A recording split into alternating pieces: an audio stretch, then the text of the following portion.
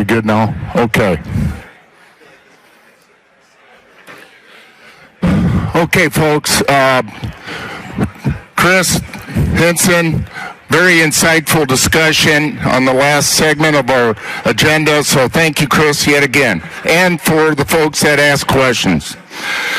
Today's third panel discussion is going to be the tower panel. And fortunately, we got five top-level folks that know the tower business quite well. So I begin with Neil Boyer. Neil will be moderating the discussion. Neil is a seasoned industry veteran, bringing more than 28 years of wireless experience to the table. He currently serves as the Chief Operating Officer at Connectivity Wireless.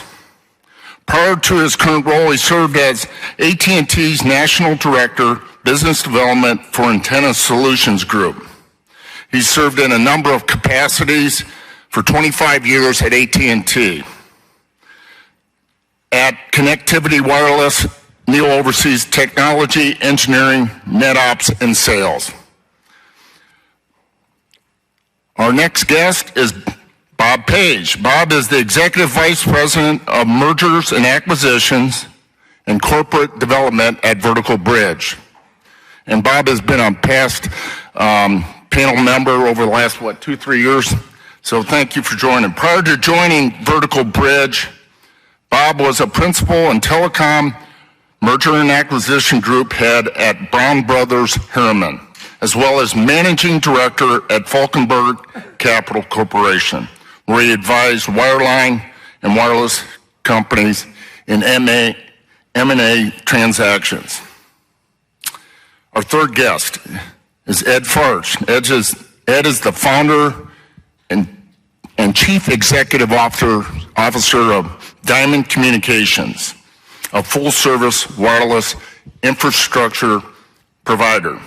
Through innovative solutions and a strong capital base, Diamond Communications has grown into one of the largest privately owned tower companies in the nation. Prior to working at Diamond and founding Diamond, Ed was a senior executive at AAT Communications and managing director at Bear Stearns. Our fourth guest is Yanni Majerus.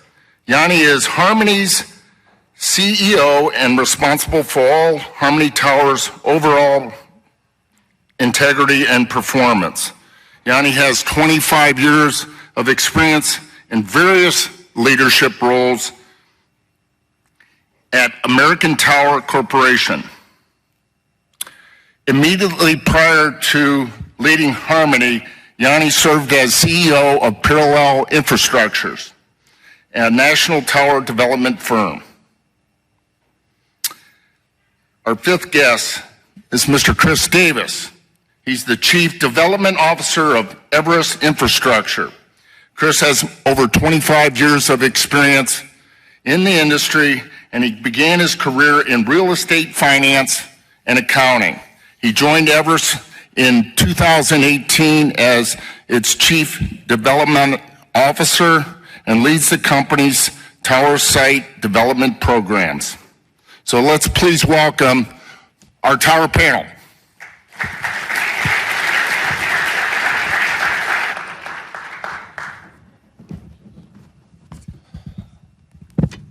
All right. I'm gonna roll with this mic, I think, as well. Well, if you're looking in your program, and you would see that this is actually being moderated by Pat Tant of Vogue Towers. Clearly, I am not Pat Tant. I can go with a lot of different ways with that. Wanted to come in with a blonde wig and just play it up a little bit, but she even laughed at that idea. So I don't know if I should have or not, but I was honored a couple of days ago. Pat had something coming up. She called and said, could I step in and help? And I thought, you bet. Anything I can do to help out in Vogue Towers, so thanks to them for sponsoring this panel. All right. So we've got a few things. We're going to keep it pretty light. We're going to keep it interactive as this. I'm going to stand as opposed to sitting because I just have to move a lot. The success of the wireless industry, as you guys all know, is largely attributed to the health of the tower sector, right? The wireless industry, the carriers are growing everything, they're building, they're investing, as we just talked about, but ultimately it's the tower sector and all of those who support the tower sector that keep this part of the economy going. Today we're going to hear from some of the industry leaders in the tower space, talk about the present, the future, and how tower companies continue to partner with carriers to provide leading components to the ecosystem of wireless. We've already got introductions, so I'm not going to do introductions again. I'm going to start it off and just kick it right on off. Can't have a tower panel without talking about mergers and acquisitions in the tower market, so we're going to start with Bob, since he does quite a bit of that. Bob, I want to talk about anything that's happened in the last year, talk about the tower market and M&A activity that you've been seeing out there. Sure. Thanks, Neil, and thanks for having me. Look, from my perspective, there's a couple of key trends that we've seen. First and foremost, the market's changed dramatically over the last couple of years. You may have noticed interest rates have gone up a little bit, which in a capital-intensive endeavor like M&A is certainly going to impact them. But a couple of the key themes that we've seen is what discernment, and by that I mean people are differentiating a lot more between tower assets. Not all tower assets are created equal. So we're starting to see some differentiation in pricing between what I'll call higher quality assets and assets that may not be as high quality either because of the tower, the asset itself or the tenancy. We're seeing a lot of non-core transactions. The most recent of which is Shentel, which I'm pretty sure we'll get into. But Charter sold assets last year. You're seeing a number of other people who have non-core assets selling. The next one is interesting, and it's just starting. I think we'll see a lot more of it. It's what I call capitulation, and this is a lot of the tower developers who built towers to sell them. When interest rates went up and some of the pressure on multiples have come down, they've been reluctant to sell, but I think everyone's pretty comfortable that interest rates are here to stay at these levels, and so you're starting to see more what I call capitulation selling, where folks are saying multiples aren't going back up anytime soon, so may as well sell. And then the last theme is continues to remain competitive. Most recent transactions we've still seen a dozen or more bidders for anything that's a highly coveted asset. So M&A is alive and well. I think it will continue to be a robust place, fundamentally because the assets are good in from a long-term perspective. So more for 2024? I see more of the same. I actually see a lot more capitulation selling this year as time goes on. A lot of these people, a lot of folks are going backwards. You're paying loans, and the loans are more than your cash flow. And so at some point you say, let's take the chips off the table. So I do see more capitulation selling in 2024. You mentioned Shentel. Yeah, look, we've been looking at this asset and sort of coveting it, if you will, for the last 5 or 7 years. And they've had no reason to sell, fortunately for us, and I think for them. They did a transformative transaction for them when they acquired Horizon fiber assets up in Ohio. And so they looked around at their non-core assets and ultimately decided to sell their tower portfolio. They've been a great partner.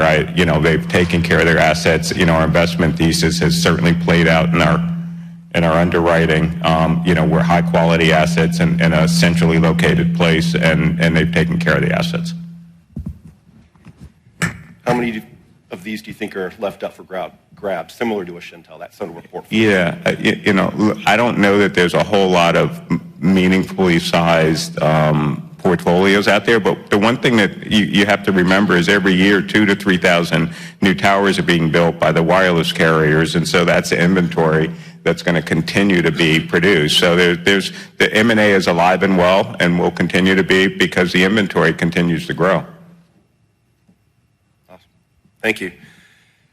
Ed, Diamond has also been active lately in some acquisitions. What's your take on the activity now and still ahead for tower companies to be aware of or possible deals?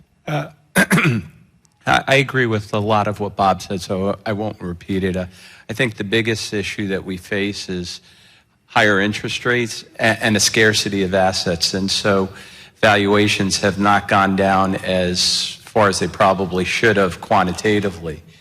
And that push-pull is always going to probably be there in our space, because 2,000 to 3,000 assets being created, as Bob said, is not a lot of assets for as much capital as chasing the attractiveness of the macro tower model. So you have to be creative. People are more discerning on assets. People have gotten hit with a lot of sprint churn. And I think one of the recognitions that I think most people see is that our industry, while a great industry, is a much more mature industry today than it's been.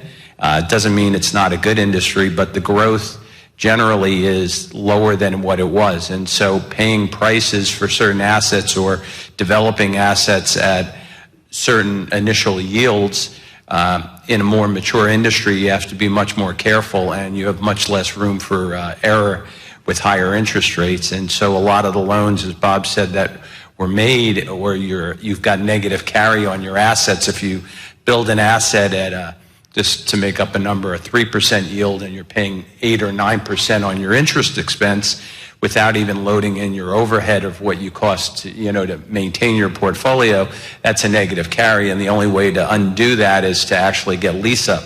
And right now, we do have a slower period in our industry, which goes in ebbs and flows. And in this cycle, it's a question of how long that lasts. And so when you put those numbers together for an M&A acquisition, the sooner you get cash flow, the more valuable it is when you run your models.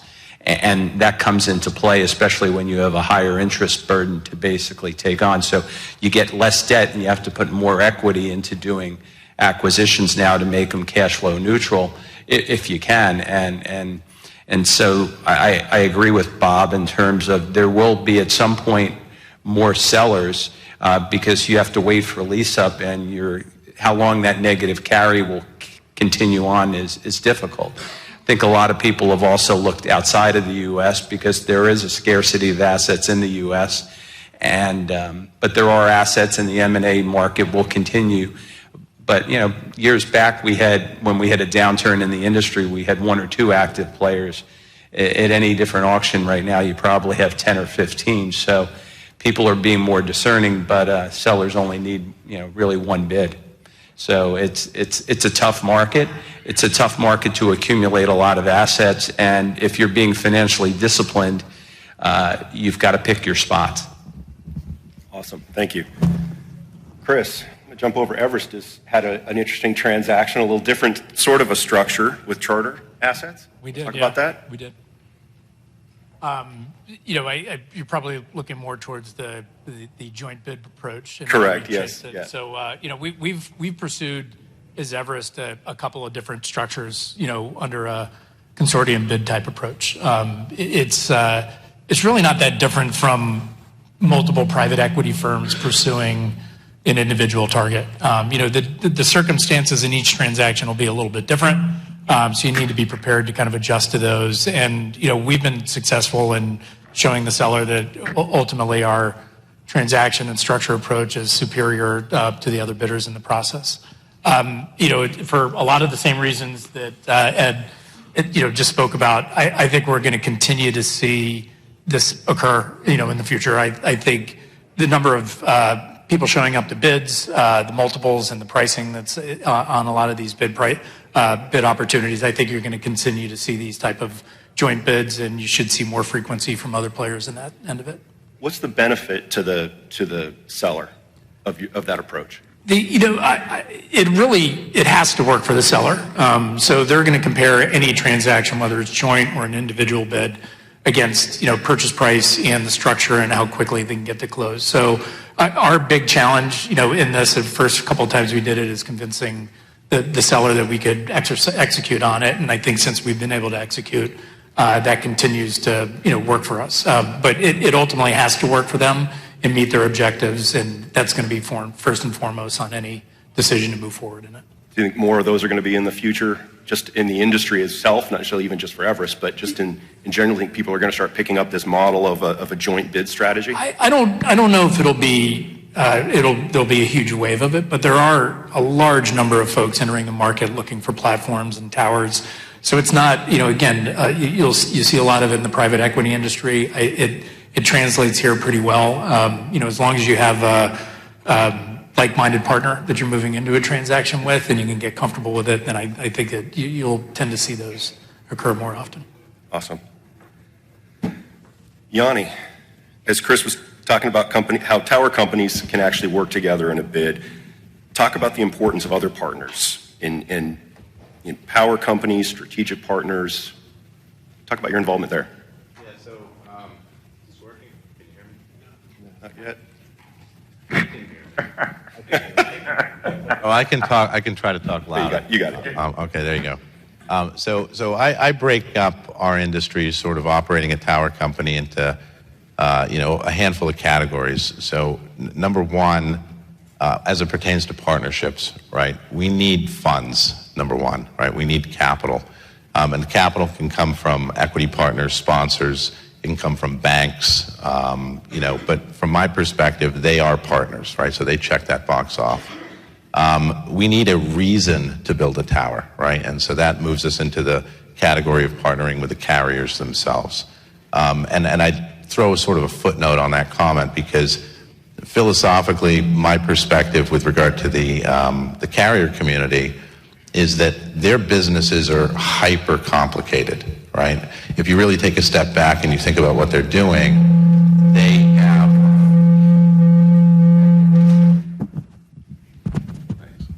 Can you hear me now? That was deliberate, I suspect. Somebody sabotaged me.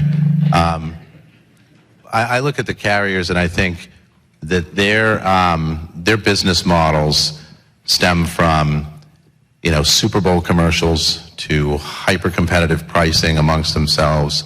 Consumers, like all of us in this room, you call up, you get a bad, customer service rep, and what's your go-to response is, I'm going to switch carriers, right? I'm leaving. It's a capital-intensive business. They have to deal with spectrum, regulatory issues, environmental issues. It just spans the gambit of issues. We're tower companies now, and I don't want to minimize what we do, but in my layman's view of what we do, we stick a piece of metal in the ground and we let people stick stuff on it, right? That's it. So I like to think of not making the lives of the carriers who give us a reason to build the towers to begin with any more difficult than it needs to be. So simplicity is paramount. I think from there, the next sort of partnership checkbox would be the place, right? Where do we actually put a tower? And that brings us to our landlords. Our landlords, we're expected to have relationships with them from 25 upwards of 100 years, right? It can go on and on and on. It's imperative that we treat them with respect and that we have what truly is a partnership between ourselves and them. It makes life easier for the carrier, certainly makes life easier for us. And then the last is, I suspect a lot of people in this room are part of our supply chain, right? So we consider our supply chain partners. We don't believe in sort of starvation economics where we just squeezed you down to like the bare bone and now we're looking at a business that isn't going to do well. We want sustainable long-term partners that can make a living, and that sort of robust ecosystem allows us to be successful ourselves. So you balance all those things. I think that collectively, all of the tower companies that are on the stage and the many that aren't are the masters of partnership. Like that's what we do for a living. Awesome, thank you. Ed, you got thoughts on that as well? I didn't touch my mic. It's okay. Look, we're big on win-wins, and we do have, there's a lot of competition. Inflation is out there. In the carrier industry, it's very, very competitive, and to be a good partner and understand the carrier's needs is key. What we've tried to do is over time, whether we're purchasing assets, and we've bought about $2 billion of assets over the last 4 or 5 years, we're trying to always do and have transactions that are win-wins, because people sell assets, you try to do the right thing, but you've got to earn money for your shareholders, and you've got to find a way to keep your employees happy. You've got to try to find ways to keep your customers happy, the carriers, people who you purchase assets from, and your shareholders. Because if you can't do all of those things, you're going to have an issue. And it's much tougher in an environment where higher interest rates cause, there's a lot, it's easier to hide things when interest rates are zero and money is free. And it led to a large influx in our space over time, and I've been in our space now, I guess, for coming on 30 years.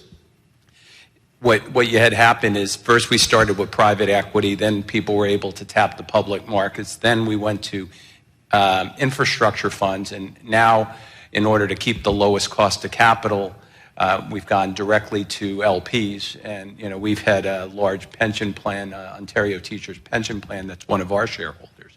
So every one of your shareholders, if you have different shareholders, also has different needs and goals and objectives. So trying to balance all of those things is pretty important. So when Yanni talks about partnerships, it's pretty important. Trying to keep a stable employee base is really important, and trying to give people the opportunity to grow and flourish is important. And for our industry, and we've talked about this at our WIA board sessions, trying to be able to bring young people into the industry is critically important for our industry, because back when we started in the 80s and we're taking the wireless companies public, when I was a banker, the CEO of one of the companies, when I was flying around holding his bags, would say, you're going to have a phone that fits in your pocket. And a lot of us were back then, we started in the industry, and we're getting closer to retirement age. My wife won't let me retire, so that's clear. But we've got to be able to train other people. So the partnerships, the training, trying to get people energized about our industry, it's a great industry, and we need to just maintain our partnerships with the carriers and be able to solve their problems. The companies that will be most successful are the ones that can continue to be able to solve problems creatively and create value for everybody involved. All right, Ed, staying with you for a second, talking more about the health of the wireless industry itself. We talked about the towers, we talked about the marketplace of tower transactions. What do you see as the health of the wireless industry in general right now? That's a loaded question. I know. I think the carriers are getting healthier. They're very large companies, they're very strong companies, they're investment grade companies. So when you think about the carriers, it's relative. They've got to pay dividends to their shareholders. They need to be able to pay their debt. They have to be able to address their customers' and consumers' needs, and they haven't had the benefit. It may be one of the only things that there really hasn't been a lot of inflation on. And so there's a lot of competition, and some of the carriers have wanted to reduce their leverage, and they focus on doing that, and they're in healthier positions today, and they are throwing off significant cash flow, but they have to continue to invest in their business, and spectrum is pretty significant cost. Clearing the C-band spectrum added a whole bunch of additional costs to the carriers. It was much more complicated, and so I think they still need to be able to see killer applications, which nobody really saw the iPhone coming. Nobody really saw the AT&T One Rate plan in 1998. A lot of the seminal events in our industry happened all of a sudden. And I fully expect, right now, the first leg of fixed wireless, I was at it was an interesting panel. Bissett had, it was a dinner with a bunch of executives who were in the fiber business. And I said, well, we're going to have 30 million fixed wireless subscribers, which was pretty controversial at with a bunch of executives, investors in fiber, and institutional investors too. And I just asked, well, did anybody at this table 18 months ago see as many fixed wireless subscribers as we have now? And the answer, the room was silent, because that's really the first leg of 5G. The next one is really going more towards 6G, and there'll be some panels here that just talk about that, but there's a lot of things that'll come together with AI and applications that we haven't seen, and I think the carrier's business case will be greatly helped by that. But the fixed wireless has been a pretty significant add to the carrier's businesses, and what you'll see, and now they're deleveraging, and you'll see the second half pick up, and we want the carriers to succeed, and I believe everything is, I believe this for the last 30 years is going wireless at the end of the day, and so there will be a lot more great things that happen in the wireless industry, but it's very competitive. It is. What are you thinking from activity, new sites from the carriers? What do you see from the 2024 into 2025? It's clearly, we had a big, and this is typical of what happens in 3G, 4G. It's happened through all the Gs. The initial build out happened. The carriers then evaluate, and they basically overlay their existing sites. And right now, I'd say it's a slower time. A handful of the carriers are more active than others. The financial markets haven't made it easy because everything is more costly, both for the carrier's perspective, certainly for a new emerging carrier in Dish in terms of how do you fund your business? It's just more expensive. And so building a network is more expensive. So overall, you've seen the carriers build out their initial wave of 5G. You've seen more of a slowdown recently. Some of the carriers are still more active, and the carriers still are doing things. It's just not as strong a pace as it was. And how long that lasts?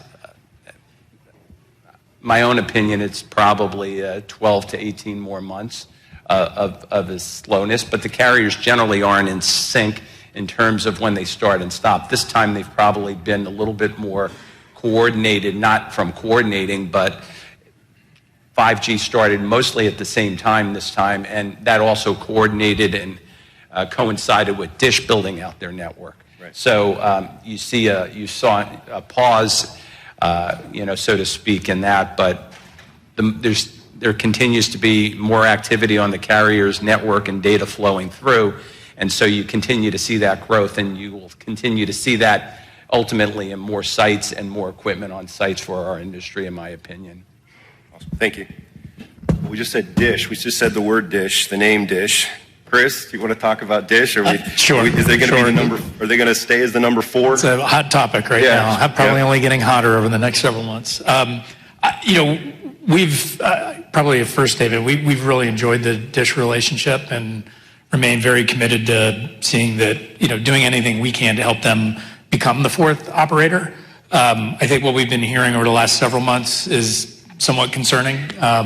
The news isn't all that great. They're in a position now where they've got to raise a significant amount of capital in a limited amount of time. They need to also start showing subscriber growth to really justify their position and solidify their ability in the marketplace to continue to raise capital. It's not just the $8 to $9 billion they need to raise to build the network, but there's going to be continuing capital to go beyond that. So, they have a number of great assets in EchoStar and the Spectrum Holdings and even the network they've built so far. The technology around it, is obviously a bit of a buzzword, but where they sit right now with their balance sheet, it's really hard to see how just an individual investor or a group of investors come in. It really looks like it needs to be a strategic partner, and it looks like it really needs to happen fast for them to really, continue to keep on the track of being that 4th player in the marketplace. Any negativity, any negative sides to having a 4th player out there? I don't think so. Certainly for the tower industry, the benefits of a successful just upside 4th carrier is it's pretty obvious. Right. We all want additional revenues, and I think the big question is about the stability of the company. Right now, I think as it stands, and a lot of questions sit around it, it's really hard to put a high valuation on those, the additional revenues that are on your tower site. It's great to have the cash flow as they're paying, but the uncertainty of how long they'll be around, until that gets cleared up. I think that's one of the major issues with having a 4th, and that's somewhat uncertain on how long they'll be around. How that risk gets baked in. Yeah. Yanni, what other revenue upside is there in the tower sector? So picking up where Chris left off with regard to Dish, I think that all of us here in this room, certainly on the panel, anybody who's associated with a tower company wants DISH to be successful, right? So, Yep. you know, we want to champion that. We want to work with them, do whatever it takes within reason to try to make them successful, right? So, you know, I'm personally a cheerleader and hoping that that things work out for them in the long run. I suspect that it will, but you know, that's just my bet. Incremental to DISH, if DISH is your fourth carrier and you have your bread and butter, Verizon, T-Mobile, AT&T, there's a whole host of regional carriers out there. There's a wireless internet service provider ecosystem that many of the tower companies are just starting to, you know, foster relationships with. They're a little fragmented, so it's sometimes difficult to sort of corral them. And then you've got public safety, you've got this elusive Internet of Things, right? There's a whole bunch of different end users that rely on our infrastructure. It's a matter of the tower company making themselves available. With WISPs, it's about trying to, you know, herd the cats, so to speak, because they're all over the place, and sometimes they only cover 1 or 2 counties in a state, right? How do you make yourself known to them? How do you make life easier for them? They're not designed to go through, say, a tower company application process the way Verizon might be, right? So how do you simplify the world for them? Recognizing also that they're not Verizon, they're not AT&T or T-Mobile, they're small operators. So if you want their business, I suspect you need to make accommodations that you may not be willing to make for some of the larger operators, right? Whether that's delayed commencements, whether it's upfront funding, whether it's reduced rents. These are businesses that are just starting, right? And, you know, before they can aggregate their own revenue base, you know, it's pretty challenging to go in, rent a storefront, pay a bunch of money, and then no customers walk in the door, right? So we have to be, as landowners, property owners, asset owners, sensitive to that and work with them. So look, I think that there's an entire ecosystem that collectively make up sort of this fifth carrier out there, you know, with the big three being your 1, 2, and 3 in no particular order, DISH being 4, and then this amalgamation of all these other end users making up carrier 5. Awesome. Thank you. Bob, I want to switch back over to you. Talking about what are the tower companies doing as we're getting ready for the next evolution of, well, A, what you're seeing today and what you are doing as a tower asset to prepare for the next round of technologies that might be coming to your assets? Yeah. First off, when I think about the tower companies, I think it would be remiss for me not to mention that the top 4 tower companies have all had major leadership changes over the course of the last 12 to 18 months, some of which are more orderly than others. But, you know, what I'll say on that is I think you're going to see tower companies look different in the next 3 to 5 years. You have new leadership, and they're going to put their fingerprints on all of these tower companies. So I think you're going to see you know, different behavior from the tower companies over the next 3 to 5 years, at least the 4 largest tower companies, than you have maybe over the last 10 years. Look, I think most of the tower companies are well positioned, and honestly, if, you know, in order for the growth for 5G, for AI, and whatever that means, and what that means for tower companies, but ultimately it should create more demand. And I think, you know, what we've learned over the last 20, in Ed's case 30 years, is that if your towers don't have the capacity, you can spend money and fortify the towers and modify them to accommodate new tenants. So I don't see that as a concern for us. I do see, when you think about 3.5 spectrum and the potential for infill, the higher obviously you go in the spectrum frequency, the more dots you need. I see that as an opportunity for the tower company. So I do see new tower investment, both in co-location and new tower builds because of that. And I really, from what we see, 5G is still in the early innings. So I see a lot more activity, you know, from 5G over the next 3 to 5 years as well. What about the infamous 6G? Look, we were just at Mobile World Congress a month or so ago, and there's still panels on 6G. It feels like it's being led a lot by, you know, China and South Korean companies, where they're talking about it, and you know, some of which I think is self-serving. But I think we've still got a lot of innings to run on 5G before we actually have to think about the next G. What about 3.5? The rollout of that? It's been slower than I think we would have anticipated, but it's sort of natural, and Ed spoke to this a little bit as well. Look, we've got our customers are investment grade, they're financially well-heeled, but they're also financially prudent, and when you have higher cost of capital, you're probably going to deploy capital and spend CapEx a lot more thoughtfully, a lot more grudgingly. And so it's not surprising to me that we've seen slower rollout in 5G, that we've seen slower rollout of the 3.5 spectrum that they paid $85 billion for. They will spend the money. It's spending deferred, not spending denied, as I like to say. But it's really prudent for them to be thoughtful about spending that money, particularly when the cost of capital is significantly higher than it was 2 years ago. What do you think about the tower industry being ahead of the carrier needs from an infrastructure? Are we, as a tower, I keep thinking myself as still being in the tower space, I guess I want to go back in some ways. But do you feel like the tower industry as a whole from the infrastructure has what it needs out there to be ready for those next phases of technology to be rolled out? I do. I think, again, sort of like the MNOs, sort of like the carriers, I think it's important to spend money just in time. So I don't think you want to front run the investment too far ahead of where the carriers have demand. So I do think that I think everyone's spending at the appropriate rates, and more importantly, as we've all recognized, there's still a lot of capital to access in this space. So when we need the capital to continue the infrastructure build out, it feels like it'll be there. Okay, thank you. Switch over to regulatory and the building of new assets. And Chris, talking to you, what obstacles are we still facing in the site development side of the house? Yeah, I think we're always going to face obstacles, and we're always going to find our markets that have permitting challenges, and in that lies a lot of value. I think we've all benefited, probably a lot of folks in the room, from that. I think we always just have to be adept at dealing with jurisdictional challenges or regular challenges as they come up. They tend to be very site specific, and I don't foresee any changes that are going to really change that direction over the term.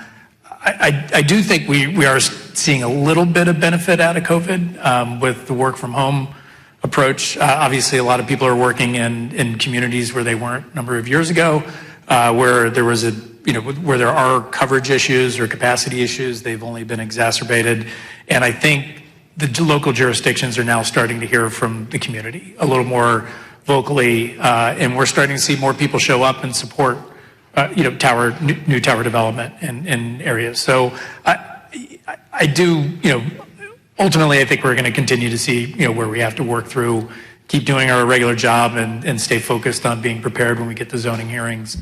But we are starting to see more communities come out and ask for our help in getting sites built. Yanni, any thoughts from Harmony? Yeah, I think I agree with Chris wholeheartedly. I would also point out, though, that the regulatory hurdles that you run into, certainly at the local zoning level, are sort of analogous, in my mind, to no pain, no gain, right? So our industry has always embraced the barrier to entry concept, right? We don't want, I don't think anybody wants just sort of a universal build by right kind of environment where towers can just pop up willy-nilly all over the place. I think that would be detrimental to everybody in this room. It'll be detrimental to all the tower cos. Certainly from a valuation perspective, barriers to entry in any industry are a good thing as long as they're rational. It is extraordinarily frustrating when you have a carrier demanding a site in a particular location, you're advocating to develop that site, and then you run into zoning hurdles that are just seemingly insurmountable. Oftentimes, you also have to take it and put it in perspective. Zoning boards, planning boards, they're typically staffed with the local butcher, baker, and the candlestick maker, right? They're not necessarily, they didn't go to college to be on the planning board, right? They didn't go to college to be on the zoning board. They're just, typically unpaid volunteers in many cases trying to do a job. They don't always have the answers, and they have local neighbors, constituents who put a lot of pressure on them. The whole NIMBY, not in my backyard concept is something that I'm sure is just ringing in their head all the time. But they're also now, as Chris noted, I think balancing a true desire in a lot of communities to bridge the so-called digital divide, right? They are recognizing more and more that they're living in the 21st century. There's a lot of governmental services that you can't even access with the exception of doing it online, and a lot of people are reliant on their phones to be online. They don't necessarily have a desktop sitting in their house anymore. So connectivity is hugely important. I think local zoning jurisdictions are balancing NIMBY and the digital divide. They're doing the best they can, but the silver lining, so to speak, is we do want that barrier to entry. We don't want it to be so easy that towers are just popping up right, left, and center. Awesome. All right, let's get to costs. We've talked about interest rates and that impact, but as we talk about the general cost of building a new asset, has it been going up, down? I can only imagine up, obviously. Bob, thoughts on the proportional change, I guess, to how much it's really increasing things? Yeah, so from our perspective, and I think everyone's probably seen the same thing, we all saw a huge uptick in cost, 12, 24 months ago within the last 1 or 2 years. Things seem to have stabilized a fair amount, but still a little bit up and to the right, but a lot lower increase today than we saw a year ago. Everybody else see about the same? A lot of nodding. All right. Yep. So it creates an interesting dynamic, though. If the prices are going up to build these things, but I know most of the carrier MLAs have negotiated flat rents. How's that work when you've got an increase in cost to build it, but you still have the pressure of set rent schedules with the carriers? Yeah. Look, I'll take this one. We're starting, and we're starting to see it on the M&A front. It's actually not a good phenomenon for the tower developers, but the developers' costs are going up because of interest rates and what we can pay on the buy side. It's actually going down. And so there's a little bit of a squeeze, if you will, in the gap between what it costs to build a tower and what a buyer is willing to pay today, just because interest rates are higher. My cost of capital is up, but yet it costs a tower developer a lot more to build a tower than it did 2 years ago. So we're starting to see that phenomenon, certainly in the M&A market, where it's a little bit more difficult for the developers. Ed? Yeah, I agree with everything Bob said. I think an understated or underappreciated factor is overhead. And a lot of developers and a lot of companies will really not factor in. If you have 20 employees and you have a $3 million overhead in a year and you build 10 towers, that basically it's 3 million divided into 10 towers. If you're not free cash flow positive, if the tower costs you $400,000, it really costs you $700,000. And that factor is coming into play with a lot of companies that we see as well, where you're not earning money because you've got to get lease up, and it's a slower lease up environment, and your tower costs you a lot more. It probably costs, a tower today costs maybe twice as much as it used to cost 20 years ago.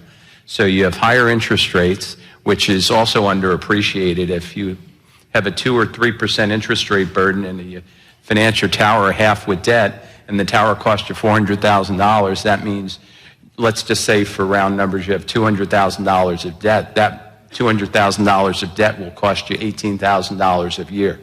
That means you got to get a lease. You have to get lease up on those assets. So you've got to fund your overhead, but you're not cash flow positive. You got to fund your interest burden, and if you can't get lease up that offsets that in value created from the lease up, it makes for a tough dynamic. So I agree with what Bob has said, and the interest rates, everybody was hoping they would come back down. They'll probably come somewhat lower, but they're not going to go as low as they were, because if you look at historically over the last 40 years, interest rates were abnormally low for the last 15 years up until last year.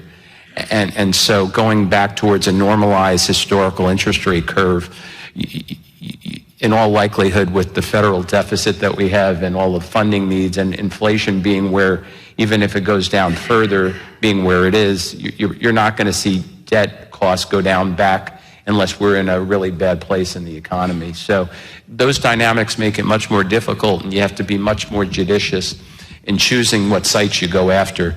Because as you guys talked about in terms of the regulatory burden, there's also busted costs that people underappreciate, where sites you can't get zoned, or the carriers change their mind, or if you decided to think a certain site was a good location and spend money on some of the soft costs that go into that, those need to get loaded into and amortized over all of the cost for the sites that you actually got built. So when you add in your interest cost and you add in your overhead cost and your busted cost over the sites you got built, you end up in a place, as Bob said, that if you don't get enough lease up, you're caught in a pinch, so to speak. So you have to be very careful and judicious what you're doing. Other than that, Mrs. Lincoln, how was the show? Exactly. Neil, let me piggyback off of a couple of those comments. So I think that, notwithstanding just your capital structure, notwithstanding the economics that Ed walked through, which are all 100% accurate, just at the unit level, right? You mentioned that there's this flat rent pricing construct that exists in the universe now between towercos and carriers.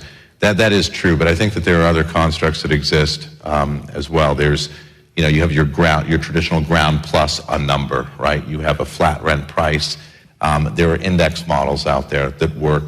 The puts and takes with all of these different things is that the word certainty comes into play, right? So if you have a flat rent structure, you're providing the carrier with certainty of rent. They know when they assign that site to you to develop what their rent will be, and you as the tower operator are taking the risk on the ground and then on the capital, right? And it may or may not meet your return profile. It may be so far underwater that no rational person would ever proceed with the site.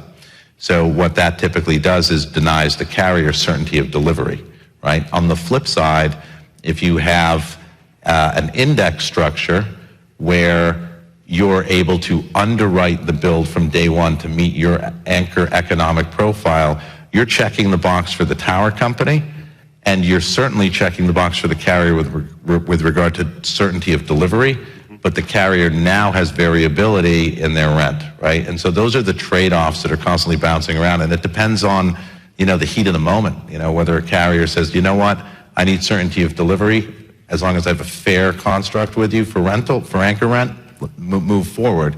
And in other situations, they're just headstrong about fixed rent. They want to know what they're going to pay. What am I getting myself into? Problem with that is you may not end up with a tower, right?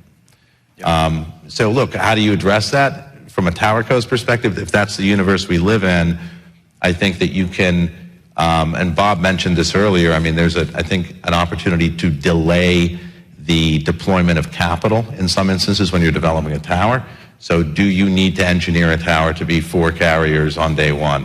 Does the foundation need to be 4 carriers? There are things that you can do to reduce your initial capital deployment and then postpone it when you get that second, third, fourth tenant on, then you deploy the capital, right? And you don't have to do what, the old school, make the carrier pay for it. You can say, no, I would have paid for this under normal circumstances years ago. I'm more than happy to pay for it now to get you on the tower. That is a solution to help sort of mitigate sort of the new costs that we're all dealing with. And then, the last and arguably the least favorable is squeezing your supply chain, right? So you're trying to get a better deal out of your supply chain. I said before, starvation economics is not something that I'm an advocate for. You want sustainable partners. You want them coming back and doing business with you, being available to you in a pinch when you need them. You want redundancy around the country.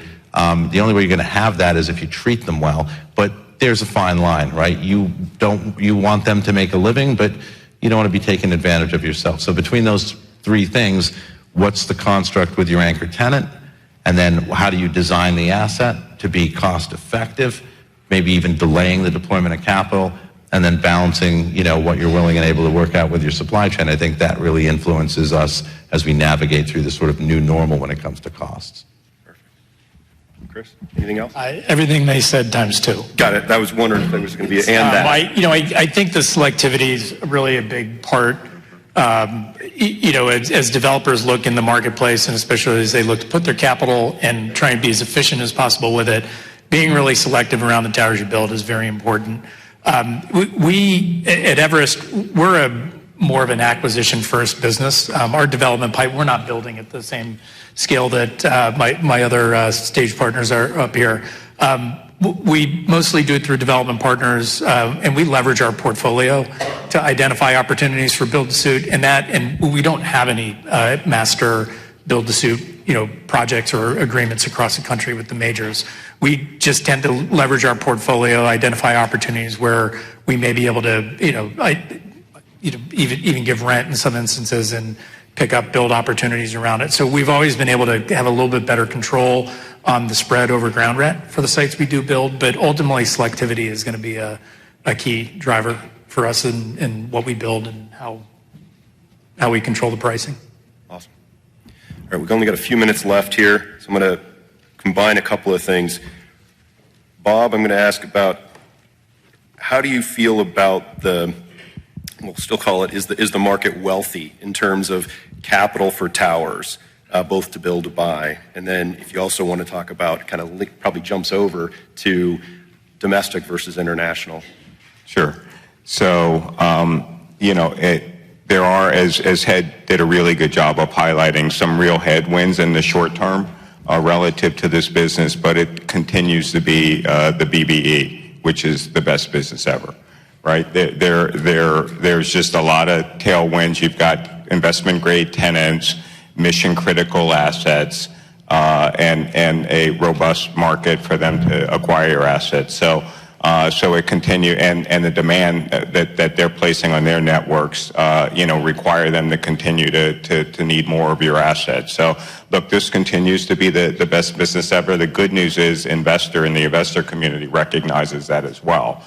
So it continues to be a very wealthy business from getting capital. It's just a little bit harder in the short run because the cost of capital is significantly higher than we've seen over the last 20 years. So, so still a great business. Yeah, I'd echo everything that Bob said. I covered 30 industries probably as a banker, and I ended up going into this industry because I thought it was the best business I had ever seen. And I believed in wireless, and I thought that the tower industry had the best attributes of wireless and be able to go off of the growth of that. We're management controlled, and so we deal with all of the issues that we talked about and all of the headwinds, but you need to take a longer term approach and be patient and have the right capital structure. There's a lot of very savvy investors who want to invest in our space, but because of the scarcity of assets, they can't find the opportunities to do that. And so they've gone into other comms infrastructure space. And so we sit here today and we try to figure out and struggle at Diamond, where do we deploy capital, because we'd like to deploy more of it. And so it's just a constant balance, and you do need to take a longer term approach. You need to be selective, and then when you find good opportunities, you need to, get them done. But it is the best business that I've ever seen, and I'm appreciative of being in this industry. Excellent. I think we've hit everything. We're almost down. Are there any last comments anybody wants to make before we get the hook off the stage? Thanks, sir. No? We got them all. Well, thank you very much, everybody, Thank you. for joining today.